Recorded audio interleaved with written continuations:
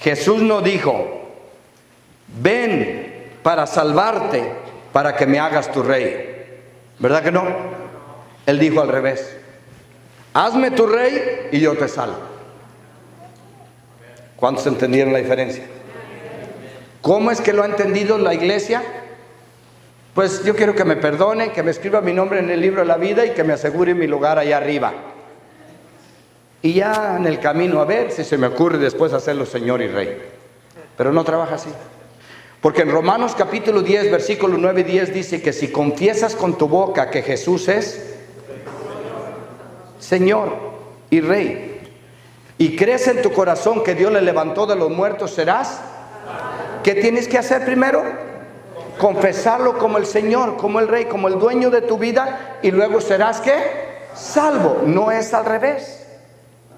Para poder ser salvo, Él tiene que ser mi Señor. Yo no lo puedo escoger como Salvador solamente y no como Señor. ¿Por qué creen ustedes que Jesús dijo, ¿por qué me dices Señor, Señor y no haces lo que yo te digo? ¿Por qué crees que Jesús dijo, no todo el que me dice Señor entrará al reino de los cielos? Ahí está muy claro. Porque tienes que definir tú qué es lo que estás haciendo cuando lo declaraste Señor a Él. Y es lo que te voy a tratar de explicar ahorita. Que Jesús pagó un precio muy caro por nuestra salvación, pero ¿qué es lo que significa la salvación? Vamos a Lucas capítulo 4 y vamos a leer el versículo que leíamos la semana pasada. 4:42 de Lucas. Dice, cuando ya era de día, salió y se fue a un lugar desierto y la gente le buscaba. Y llegando a donde estaba, le detenían para que no se fuera de ellos. 43. Pero él les dijo, ¿qué les dijo? Es necesario que también en otras ciudades anuncie el evangelio del reino de Dios. ¿Por qué? Porque para esto he sido enviado. Vamos a Hechos, libro de los Hechos, capítulo 2, vamos a leer otro versículo ahí. Libro de los Hechos es cuando, después de que Jesús murió y resucitó, y Pedro se levanta y está dando su primer sermón después del derramamiento del Espíritu Santo, y les está diciendo a aquella gente, no estamos borrachos. Lo que ustedes están viendo es la profecía que Joel dijo, que en los últimos días Dios derramaría de su Espíritu ¿sobre qué? Sobre toda carne. Entonces Pedro les está dando ese sermón y les dice, ¿qué no se acuerdan? Que Dios prometió que en cuanto a la carne iba a enviar a uno que se iba a sentar en el trono de David, que iba a venir de la descendencia de David y que se iba a sentar en el trono y que iba a ser un trono eterno. Digan conmigo, eterno. Entonces Pedro está predicando este sermón y mira lo que les dice en el 36. Dice, sepa pues ciertísimamente toda la casa de Israel que a este Jesús, diga conmigo, a este Jesús, dice, ¿a cuál? Al que ustedes crucificaron, Dios le ha hecho Señor y ¿qué? Y Cristo. ¿Qué significa Cristo? El ungido, el Rey, el Mesías, el enviado. Les decía la semana pasada, nosotros acá no tenemos esa familiaridad con lo que son los reinos, porque aquí nosotros venimos de países que no había reyes ni reinos. Entonces, pero en el Medio Oriente vienen ya de muchos siglos antes. Ellos saben que cuando se referían al Cristo, al ungido, se estaba refiriendo a alguien que iba a ser ungido como rey. Amén. Entonces ellos entendían muy bien eso. Por eso le preguntaban, ¿vas a restaurar a Israel el reino? Ellos entendían el lenguaje cuando hablaban de Cristo. Entonces Pedro dice, a ese que ustedes crucificaron, imagínate, Pedro le está diciendo, ustedes lo llevaron a la cruz, pero a ese mismo que ustedes mataron, es el Mesías, el enviado, el que estaban esperando, el que tenían siglos esperando, que iba a venir de la descendencia de David. Él es el rey. O sea, en otras palabras, mataron al rey que les envió Dios. ¿Por qué crees que dice ahí que empezaron a temblar todos después? Dice que se compungieron de espíritu. Porque tienes que recordar que en la antigüedad, les decía la semana pasada, Israel rechazó a Dios. Cuando Dios quiso ser rey de Israel, dijeron: no, Samuel, queremos un rey como las demás naciones. Queremos ser igual, que nos gobierne un rey y que salga a pelear por nosotros ese rey, igual que las demás naciones. Y entonces Samuel se enoja y les dice: pero ¿cómo están pidiendo eso? Y Dios le dice a Samuel: no te aflijas, no te están rechazando a ti, me están rechazando a mí. O sea, no quieren que yo gobierne en sus vidas.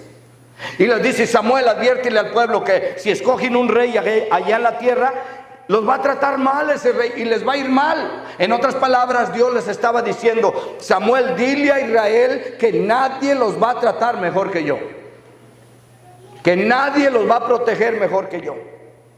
Pero ¿qué hizo Israel? Se rebelaron, no quisieron aceptar, rechazaron a Dios como rey. Y tú ya sabes la historia. Llega Saúl, no les fue nada de bien ni a Saúl, ni a su familia, ni a Israel en esos tiempos. Lo que Dios les había advertido les pasó. Pero entonces Dios es muy bueno. ¿Cuántos dicen amén a ello? Y Dios les da el segundo rey. Dios lo escoge con un corazón conforme al de él, que fue David. Y por eso Dios dio profecías que de la descendencia de David él iba a enviar un rey. Él iba a enviar un Mesías, el Cristo, el ungido. Amén. Y por eso lo mandó. ¿Y cuántos creen que a ese que mandó era mucho mejor que David? No se vieron convencidos. Dije era mucho mejor que David, ¿verdad que sí? Ahora, pero mira, quiero que entiendas esto. Recuerda, antes de que Cristo viniera, de que Jesús viniera aquí a la tierra, hubo 400 años de silencio, en donde no había palabra de Dios. En donde el profeta Zacarías dice que si tu hijo decía que era profeta, lo mataran. Porque no había palabra, era un falso profeta, alguien que dijera hay palabra de Dios. Por 400 años. Y los que estaban enseñando en ese tiempo supuestamente a conocer a Dios eran los fariseos y los maestros de la ley, alguien que ni siquiera lo conocían. Y por eso Jesús dijo: son ciegos guiando a otros ciegos. El mundo no conocía a Dios, estaba en tinieblas completamente. Los más cerrados eran los que estaban enseñando. Imagínate cómo estaban los enseñados. Entonces se levanta Juan el Bautista. Dios lo levanta como un profeta que había sido escogido desde que estaba en el vientre de su mamá, lleno del Espíritu Santo aún desde que estaba en el vientre de su mamá. ¿Para qué? ¿Qué iba a hacer Juan el Bautista? Iba a preparar el camino del Mesías. Entonces llega Juan el Bautista con el mensaje y empieza a anunciarle al pueblo y a decirle: arrepiéntanse porque el reino de los cielos se ha acercado. Y la gente comenzó a ver que era un hombre de Dios, que era un profeta de Dios, y que lo que él hablaba venía de parte de Dios. Lo respetaban mucho a Juan, ¿verdad que sí? Entonces le preguntaban a Juan: oye Juan, ¿eres tú el Mesías? ¿Eres el enviado? ¿Eres el Cristo? Y él decía: no. ¿Quién eres tú? Yo soy una voz que clama en el desierto. Él decía: yo los bautizo con agua, pero el que viene después de mí, no soy digno ni de desatarle la correa de sus sandalias. Él los va a bautizar con el Espíritu Santo y con poder. Amén. Entonces Juan dice: no soy yo solo estoy preparando el camino. ¿Qué estaba haciendo? Preparando el camino. Entonces quiero que te imagines por un momento esto. El pueblo judío, desde que nacían los niños, ellos estaban acostumbrados a ver sacrificios de animales. Estaban acostumbrados a ver que sus papás, sus tíos, sus abuelos, todos llevaban chivos, becerros al altar, que era la manera como se cubrían los pecados de ellos. Dios en su misericordia en el antiguo pacto, en lugar de matar a la gente cuando pecaba, mejor les decía: mata un animal en tu lugar. ¿Cuánto creen que esa es misericordia de Dios? No, pues no. ¿Qué prefieres, morirte tú o que se muera tu chivo? 1000 veces mi chivo, ¿sí o no? ¿Verdad que sí? Entonces Dios en su misericordia dice: ok, la sangre de animales no va a quitar, no va a borrar los pecados, solo los va a cubrir. Te va a dar una justificación limitada. Amén. Pero entonces todos ya, el pueblo de Israel estaba familiarizado con eso. Mira, si uno de tus hijos ahorita que nació en Estados Unidos y creció aquí, ve cómo matan un chivo, hasta se desmaya. ¿A poco no es verdad? Cae para atrás. Yo he visto muchos que ven cómo ordeñan una vaca y no vuelven a probar la leche. porque no están acostumbrados a ver esas cosas aquí, ¿verdad? Pero en el pueblo judío, ver cómo degollaban los animales, los corderos, las ovejas, los chivos, era algo natural, era algo normal. Todos los días, mañana y tarde, había sacrificios, había ríos de sangre de animales, porque el pueblo no paraba de pecar, y todo el tiempo había línea ahí para estar llevando.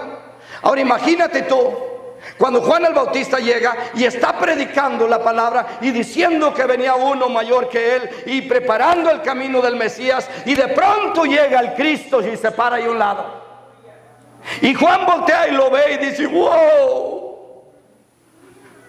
Dice: todo lo que les he estado enseñando, todo lo que he estado preparando, de que vendría el ungido, el rey, el enviado de Dios, Él es el Cordero de Dios, el que quita el pecado del mundo.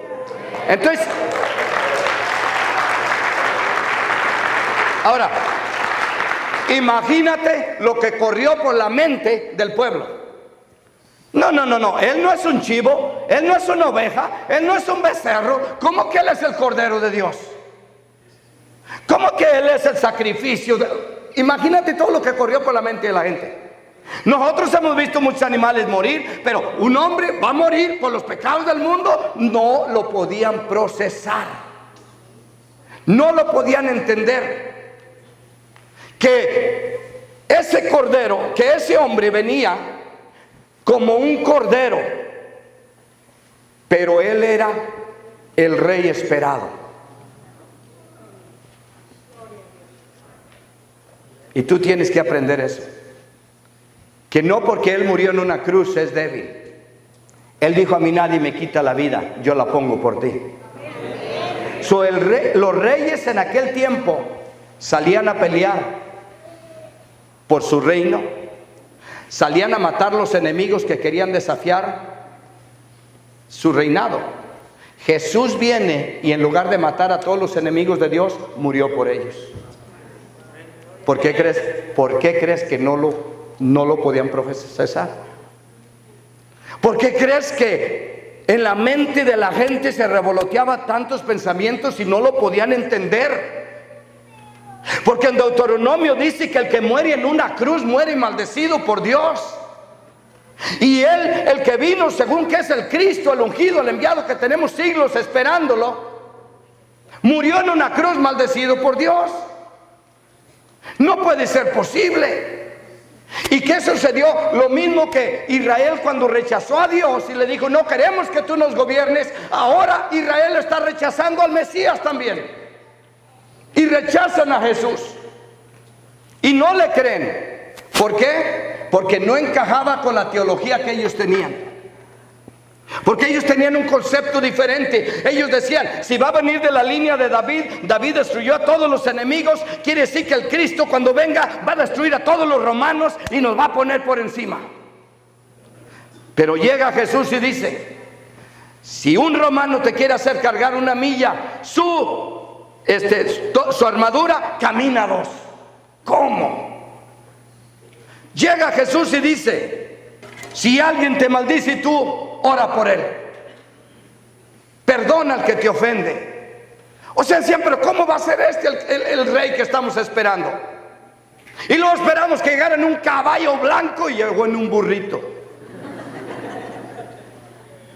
Y lo creíamos que iba a venir de la realeza, y viene de Nazaret. De Nazaret puede salir algo bueno, decía él. Como diciendo: eres el pueblito más insignificante que hay, de ahí puede salir algo bueno. Entonces todo eso no lo podían entender, no podían procesarlo ellos. Sabían que iba a venir. La samaritana sabía y le dijo: sabemos que va a venir el Mesías. El que estaba a un lado de la cruz con Jesús, el ladrón, ¿se acuerdan ustedes? Hasta los ladrones sabían, porque estaba a un lado de la cruz y le dijo: Señor, acuérdate a mí cuando estés en tu reino. Quiere decir que hasta el ladrón sabía que vendría el Mesías y que traería su reino. Lo que no sabían era cómo iba a trabajar ese reino. Entonces en la mente de ellos tenían un reino natural, Entonces decían, no, él no puede ser, él es un carpintero. Y aparte de eso, los fariseos nos han enseñado que a una prostituta, que a un publicano, ni siquiera cuidado le pongas, mucho menos le saludes la mano. Y llega Jesús y se sienta rodeado de publicanos y prostitutas. Y luego los discípulos de Juan decían, vamos a ayunar. Y Jesús dice, ahorita no es tiempo de ayunar, es tiempo de hacer fiesta, porque el novio está aquí con ustedes. Entonces, ¿te das cuenta? Entonces por eso lo criticaban y decían, no, este no puede ser el Mesías, este no puede ser el Cristo. Él dice que no ayunemos, que comamos.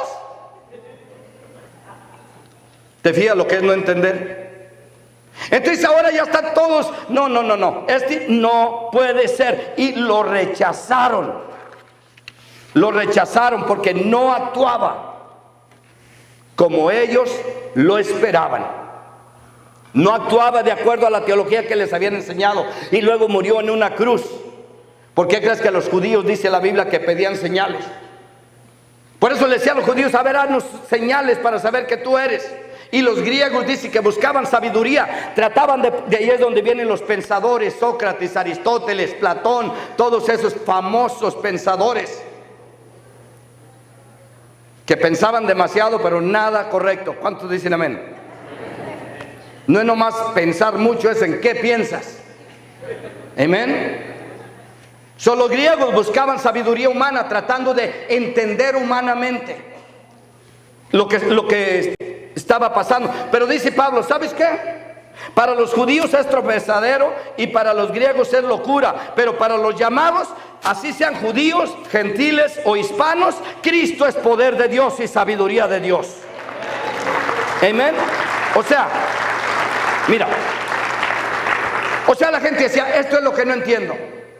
¿Por qué nuestro rey no mató a los enemigos? ¿Por qué vino a morir por ellos?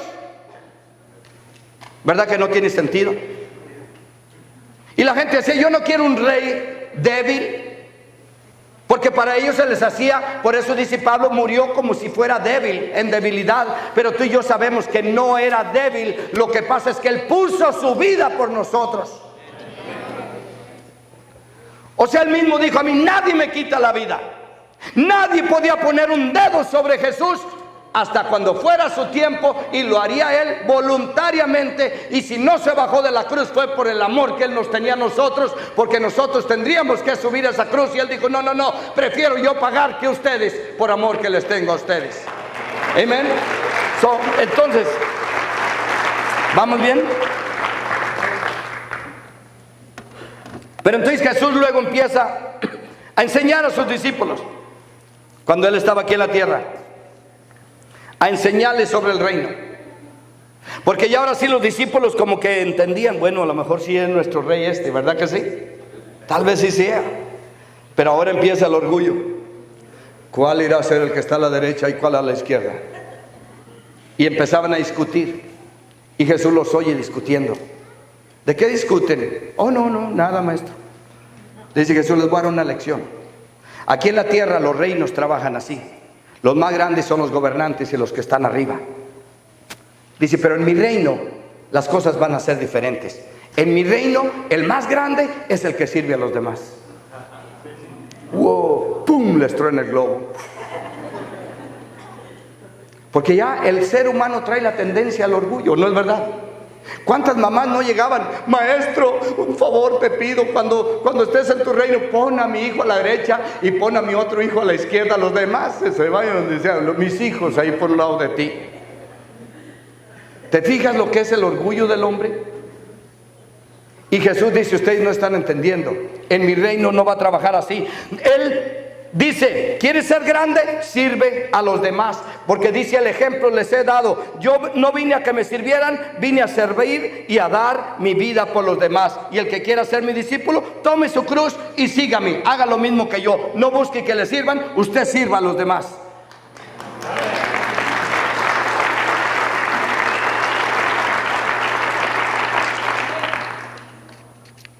Pero nota esto. ¿Cuántos quieren servir a Jesús? ¿Cómo lo sirves? Sirviendo a los demás. Mira, escúchame esto. En aquellos tiempos, cuando un rey temía a Dios, el pueblo regresaba a los caminos de Dios. Cuando subía un rey que no temía a Dios, ¿qué pasaba? El pueblo caía en la esclavitud, en la pobreza, en la miseria, en la ruina, en la escasez, en la enfermedad, en toda clase de malos. De acuerdo al rey, el pueblo así era. Por eso dice en el libro de Proverbios, cuando el impío reina, el pueblo sufre. ¿Cierto o no? Ahora dime, ¿no valdrá la pena recibir a Jesús como tu rey? O sea, Jesús, el mensaje de Jesús es este: mira, tú puedes rechazarme a mí como rey y seguir viviendo en miseria, en pobreza, en escasez, en enfermedad y en todo lo que tú quieras. O me puedes dejar a mí ser tu rey y yo te saco de todo eso.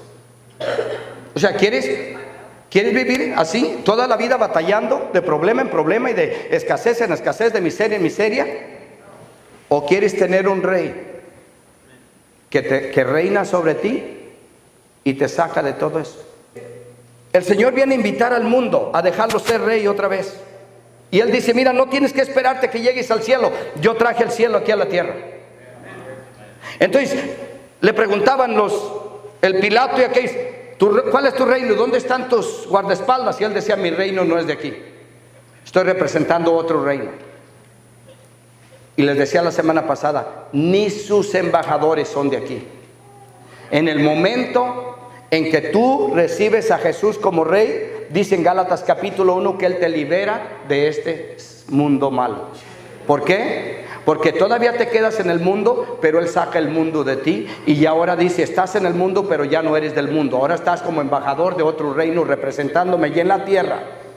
Y ahora el responsable de tu provisión, de todas tus necesidades, es el reino que te envió.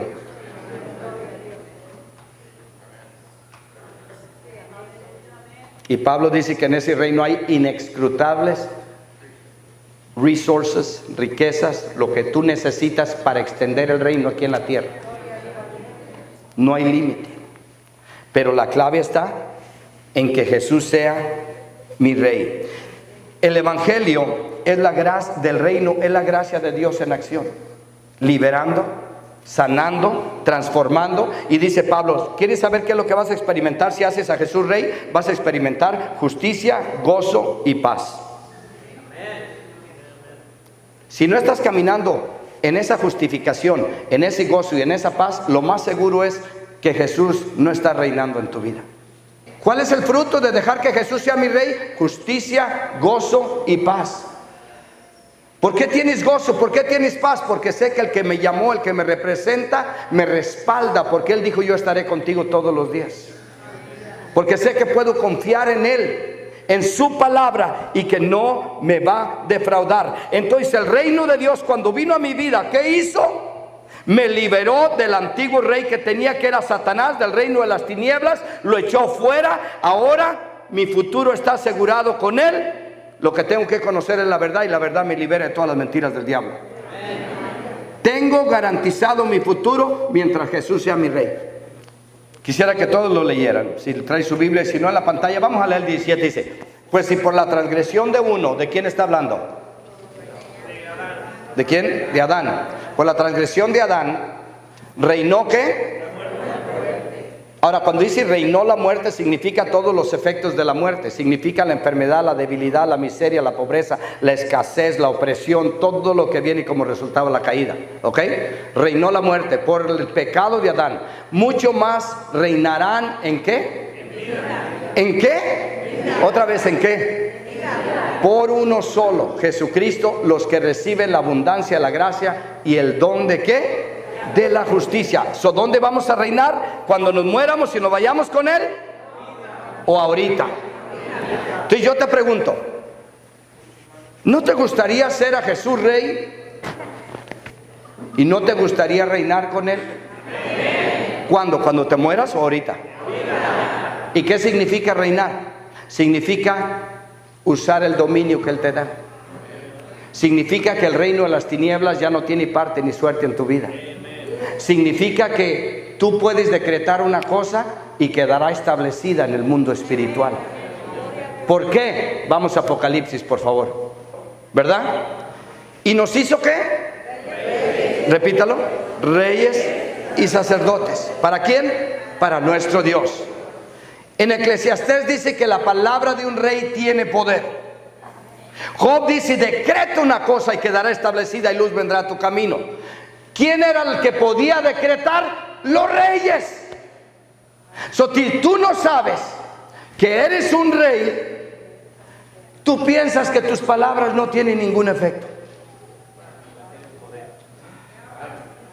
Y por eso muchos dicen: yo le digo al diablo que se vaya, pero no se quiere ir. Si tú sabes el poder y la autoridad que tienes, tú lo resistes y él tiene que huir en el nombre de Jesucristo. Porque ya ahora vas a usar el dominio y la autoridad como un rey. Y vas a decir: cuando yo dije que mi casa y yo serviríamos al Señor, quedó un decreto en el mundo espiritual, lo declaro hecho en el nombre de Jesucristo. Estoy decretando algo. Cuando digo que por sus llagas soy sanado, estoy decretando algo. ¿En qué? En el mundo espiritual. Pero para poder tener yo esa confianza y esa fe, tengo que saber quién soy. Soy un rey. Por eso Jesús es el Rey de Reyes.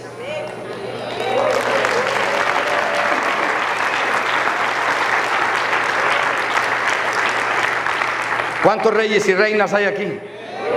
No, otra vez. ¿Cuántos reyes y reinas hay aquí? Pero ¿quién es el Rey de Reyes? ¿Te fijaste? ¿Que no te está invitando a reinar con Él? ¿No lo dice la Biblia? ¿Lo leíste o no? Te está invitando a que reines con Él aquí en la tierra. Te está invitando a que extiendas su reino aquí en la tierra. Te tiene como un embajador, como una embajada ambulante, en donde a donde quiera que vas tú va el Espíritu de Dios contigo. El reino de Dios está en ti y estás ofreciendo el reino de Dios. Y el mensaje es: mira, ya no tienes por qué estar oprimido por Satanás. El reino que te estoy ofreciendo, el reino de la luz, te libera de todo eso.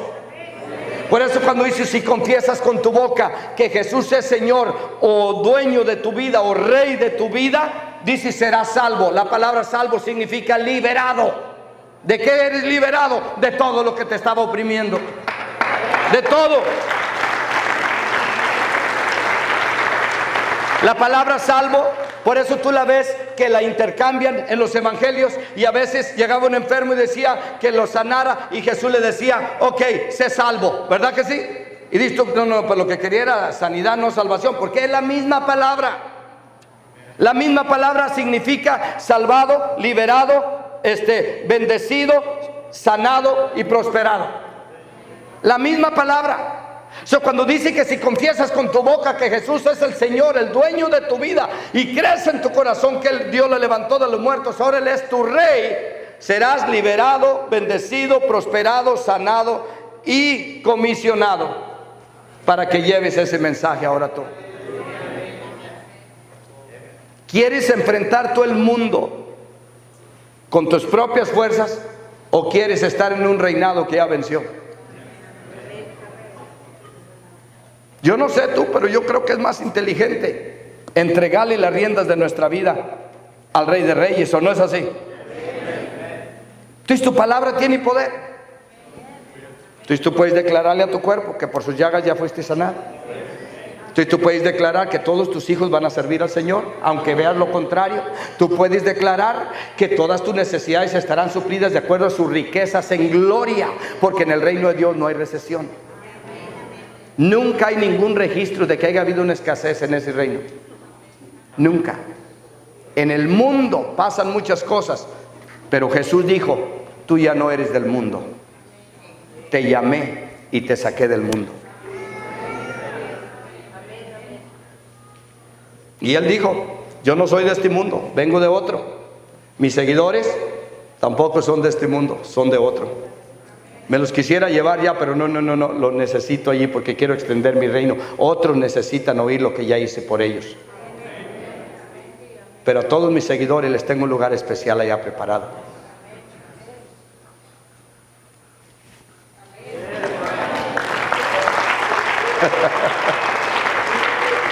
Amén.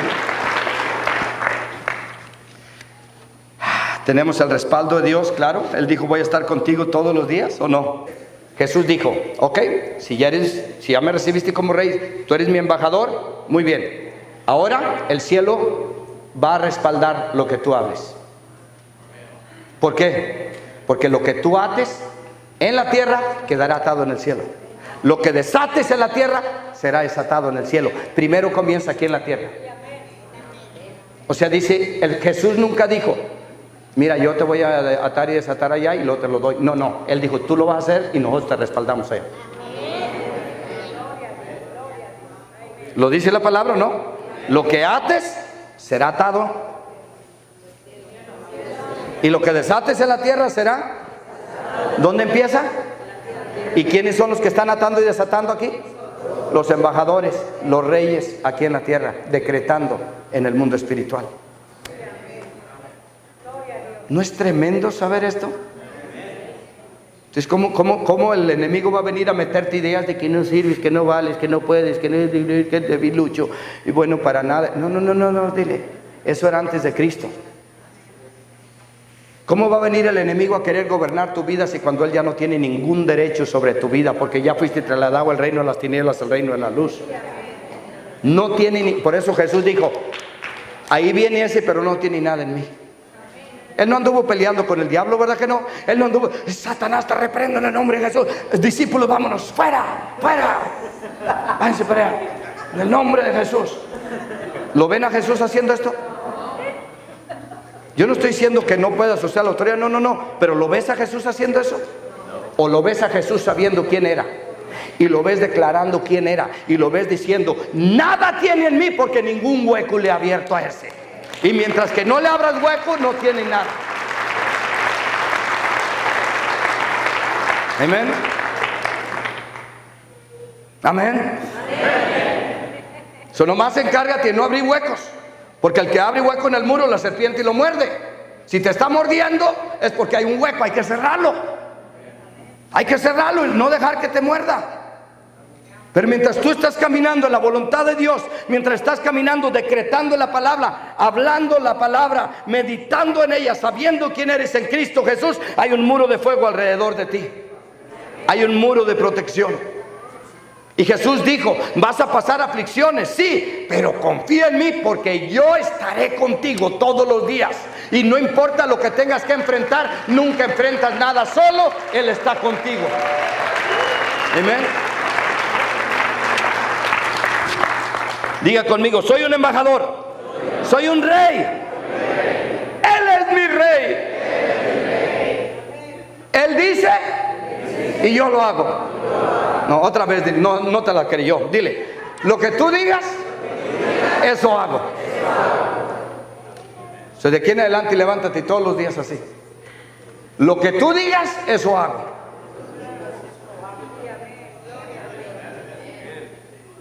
Y verás lo que empieza a suceder en tu vida.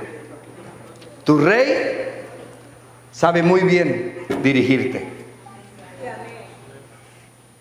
Los reyes volvían al pueblo, los que temían a Dios, lo volvían otra vez a Dios. Jesús a eso vino, a traer a todo el mundo otra vez al Padre. ¿Cómo le voy a decir no? ¿Cómo voy a decirle no, yo quiero vivir la vida a mi manera? Ay, cuando te llame, cuando ande en un apuro, yo te digo, ahorita, ahí déjame. Cuando esté en un problema que ya no puedo la puerta, entonces te digo, ok, pero ahorita déjame vivir a mi manera. ¿Verdad que ese es el estilo de vida de muchos cristianos? O sea, cuando siente el agua aquí al cuello, aquí todavía la aguanto, pero aquí ya entonces sí te voy a llamar. El problema es que cuando la traen aquí ya no saben cómo llamarlo. ¿Cierto o no? Por eso mejor no hay que dejar eso. Mejor hay que caminar con Él. Hay que confiar que nuestro Rey tiene las mejores intenciones para nosotros. Que Él nos ama. Que Él derrotó a nuestro enemigo. Derrotó al que tenía el imperio de la muerte ¿Para qué? Para que sus hijos ya no le teman ni a la muerte. ¿Por qué? Porque Él dijo, cuando dejes el cuerpo, tú ya tienes vida eterna dentro de ti. O sea, ya estás viviendo en otro mundo, aquí en el mundo. Ya tienes vida eterna. El día que recibiste a Jesucristo, la vida de Cristo ya está en ti. Por eso Él dijo, aunque estés muerto, vivirás el que crea en mí. ¿Por qué? Porque ya para ti no va a haber muerte. Lo que va a haber es una separación del cuerpo con el espíritu. Pero tú ya no vas a morir, ya eres eterno. Tienes el Espíritu de Dios dentro de ti. Amén. Entonces Él dice, mira, yo quiero que llegues anciano y vigoroso. ¿Por qué? Porque te necesito ahí en la tierra. Necesito embajadores. ¿Por qué? Porque la cosecha es mucha, pero los obreros son flojos. No ustedes. ¿Qué son los obreros? ¿O no son flojos? ¿Verdad? Son pocos, dijo Él. Miren, hermanos, les voy a decir esto que les decía el otro día en la oración. ¿Sabías tú que la misma palabra que se usa para echar fuera un demonio, la misma palabra que usas tú cuando dices para echar fuera un demonio, es la misma palabra que se usa cuando Jesús dijo para echar trabajadores a la viña? Es la misma palabra. Alguien dijo en una ocasión, es más fácil echar fuera un demonio que un cristiano, porque los demonios saben que tienen que salir y los cristianos no quieren ir. Otros la van a agarrar más al rato, pero ¿entendió? Pero es la misma palabra cuando Jesús dijo eso. O sea, Jesús dijo, rogad al Padre para que eche siervos a la mies. Porque cada siervo es una embajada, es un rey aquí en la tierra. Entonces, ¿con cuánta confianza puedo caminar yo sabiendo que Él es mi rey? Sabiendo que Él tendrá cuidado de todas mis necesidades. Sabiendo que todas sus promesas son en Él sí y en Él amén. Mis amados hermanos, no temas. No temas rendirle todo. El apóstol Pablo dijo esto. Dice en Hechos capítulo 20, dijo, yo no estimo preciosa mi vida para mí mismo. Nota, si tú usas la vida para ti mismo, vas a hacer de tu vida muy poco valor. Te vas a perder la oportunidad más grande que un ser humano pueda tener, que es haber servido al Dios, al Rey Todopoderoso. Pablo dice, para mí mismo mi vida no es preciosa, pero si la uso para Dios, tu vida es preciosísima y valiosa en las manos de Jesucristo. Si la uso para mí, no habrá fruto. Si la uso para Él, Él va a usarme para poder tocar otras vidas, para poder liberar a otros que están en el reino de las tinieblas, para poder sacar a otros que están en las cárceles espirituales. Y eso es lo que el Señor anda buscando. No un pastor, un evangelista, sino toda su iglesia, todo su pueblo, cada uno de nosotros.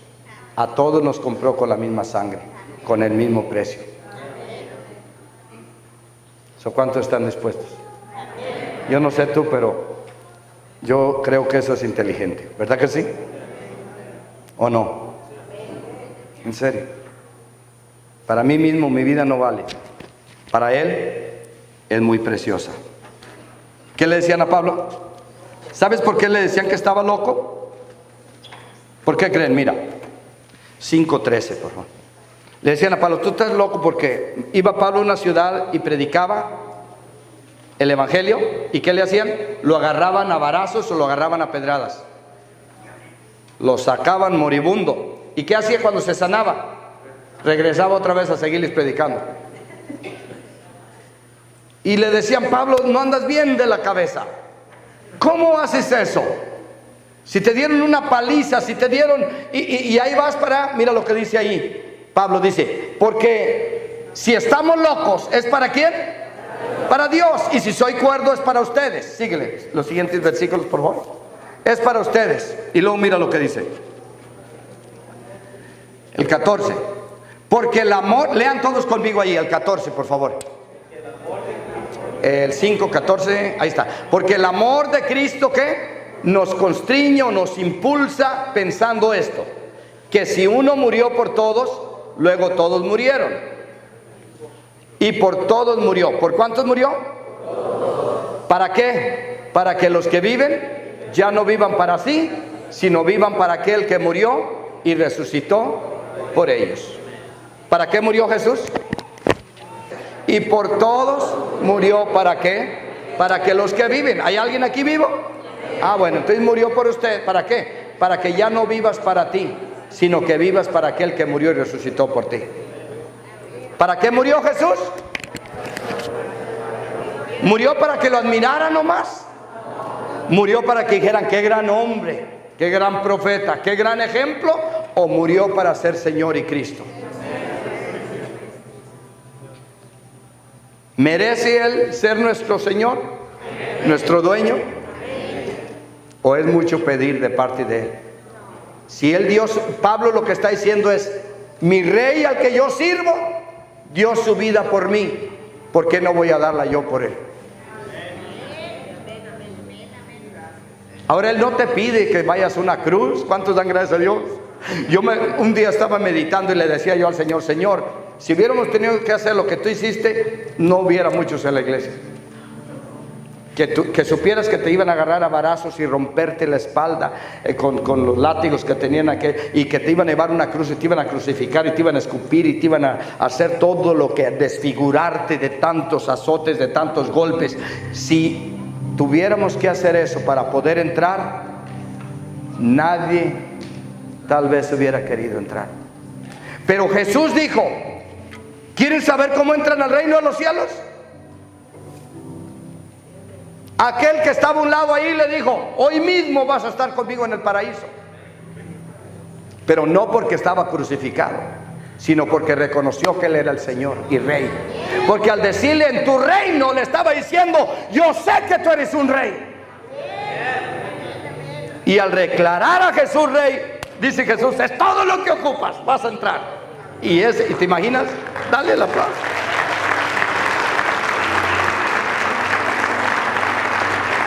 O sea, ¿te imaginas? El que estaba al otro lado le decía, a ver si eres el Rey, bájate, a ver tú si eres el Hijo de Dios, ¿por qué no te salvas a ti mismo? Y el otro le dice, cállate, ¿no temes a Dios? Era un ladrón. Y nomás cuando estaba un ratito por un lado de Jesús ya se había convertido ahí. Le dice, nosotros estamos aquí porque hicimos algo, pero Él no ha hecho nada para merecer estar aquí. Y Jesús dijo, bienaventurado el que no haya tropiezo en mí. Bienaventurado el que no me echa la culpa de sus tragedias, porque yo nunca mandaré tragedias, dice Jesús. Y le dijo, acuérdate de mí cuando estés en tu reino. Y Jesús le dijo, acabas de ganarte. Hoy mismo vas a estar conmigo.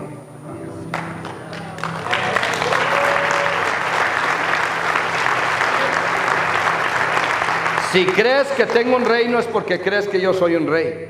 Y al creer que yo soy rey, te doy la entrada. Y por eso Él les dijo, Nicodemo llegó de noche y era un maestro de la ley. Se sabía muchos versículos, sabía mucha Biblia. Y él llega, maestro, ¿qué debo de hacer? Él pensó que Jesús le iba a decir, no, tú ya Nicodemo ya la tienes hecha, ¿cierto o no?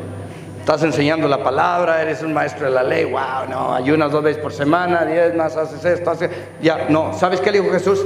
¿Sabes qué, Nicodemo? Tienes que nacer de nuevo. Yo me imagino que Nicodemo llegó leyéndole todo lo que él hacía y lo que él sabía.